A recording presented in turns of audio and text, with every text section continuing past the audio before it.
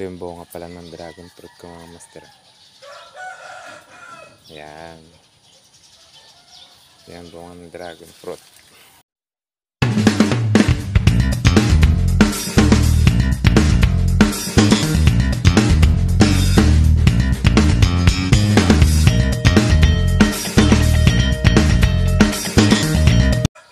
Gandang umaga mga katropa. Yun. Hindi ako nga nakakawil dahil bagyo. Oh, tama. Bagyo. Yun. Kaya magtatanim na lang ako ng dragon fruit. Ayan, dragon fruit.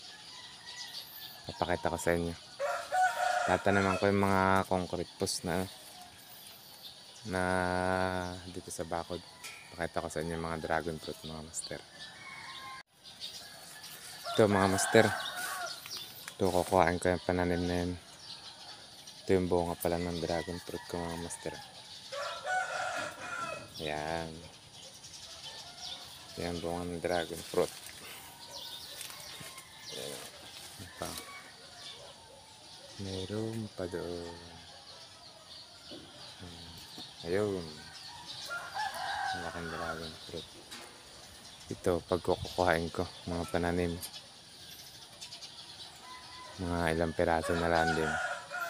Okay mga master, kuhain ko na para mailipat doon.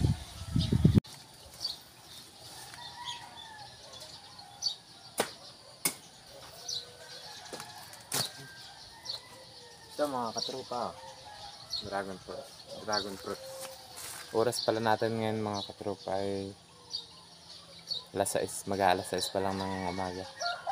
Maaga akong gumising dahil wala akong makakapangawil. Ayun, may bagyo. Kaya ito na lang gagawin ko, magtanim ng dragon fruit. Kulang na lang din yun. Ilang piraso na lang din kulang doon. 6 na piraso dahil 6 na poste na lang tataniman ko. Nakaraan nagtanim na ako nung umulan. Halos matapos ko kaso kulang pa ng 6 na piraso. Hanggang ito. Kaya dito tayo kukuha.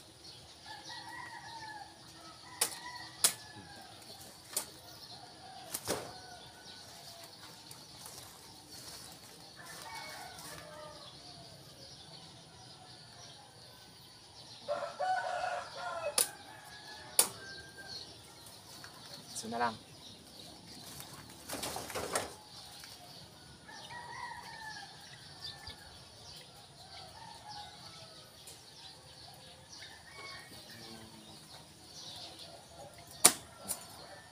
Yun, tapos na mga katropa.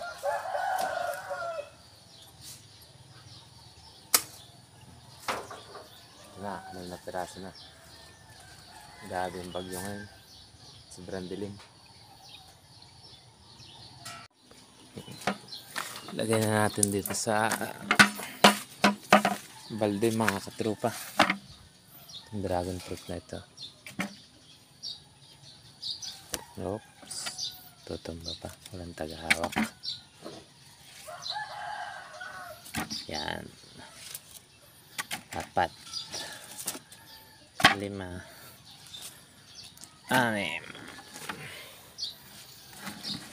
kita niyo mga katropa yung aking gun. Tanim ko na. Pakita ko na rin sa inyo mga katropa yung punla ko na katpon from Quezon Province na nagpunta ako noong June. Yan, mga buhay na mga avocado, mangga, citrus, yan. Rambutan. Ito yung mga katpon ang lalaki na. Yeah. May ano ako dito, ninarkot ko na kalamansi. Buhay na rin,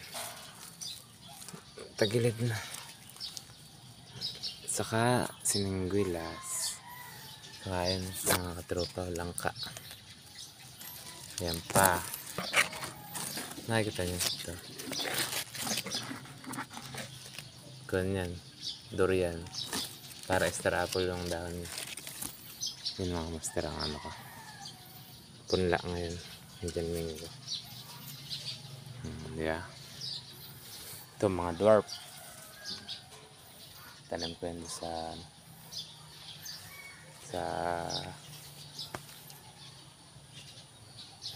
Brooks.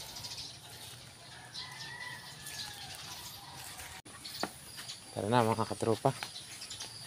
Ito, pananim natin dragon fruit. Dito tayo magtanim ng dragon fruit. Yeah. Tanim muna tayo dragon fruit. Yan. 3 piraso na lang din. Yan mga tinanim kong dragon fruit. Yan. Paikot yan mga katropa. Ito ang tataniman ko. Ito na lang. Ito. Yun. Mamaya papakita ko din sa inyo mga katropa yung tinanim ko na dragon fruit pa ganun. Grabe talaga kalakas ng yan mga katropa. Bagyo. Hindi talaga makakawil. Sige mga katropa. Tanim muna ako 3 poste na lang din.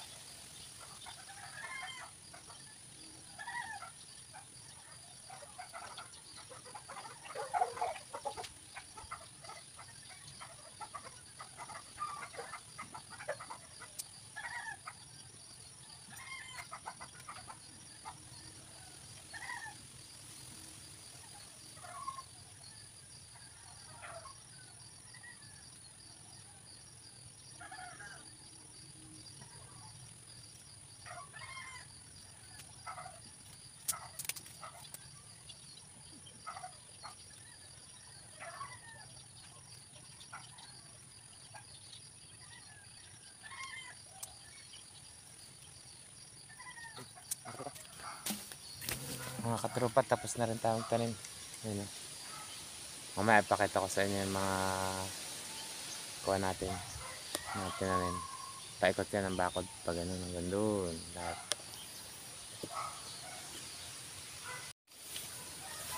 Yan katropa. Ganyan na magtanim ng dragon fruit. Ikakapit. Dahil lalabas yung ugat dyan sa baba. Yan. Nagputulan. Ang ganyan lang. Katropa, ganyan lang magtanim ng dragon fruit. Yan. May mga ugat na. Diba? Paikot yan mga katropa. Pag ganun. Paikot ng bakod. Manok ko mga katropa. 1 piraso na lang manok ko. Ay, 2. Pinalit ko ng uling yan mga katropa. 2 manok, 1 sakong uling. Hanggang dito na lang muna mga katropa. Dahil maaga pa. Samalang talaga ng panahon ngayon. Bagyo. Bagyong inting. Tapos nalalabas lang ng bagyong inting. Buti hindi nagbaburn out. Hanggang dito na lang muna mga katropa. At madami pa rin akong gagawin dito. Magtanim pa rin ako ng mga prutas. Dahil maganda ngayon dahil naulan. Sige, bye-bye muna mga katropa. Ingat po lahat dahil may bagyo. Bye-bye.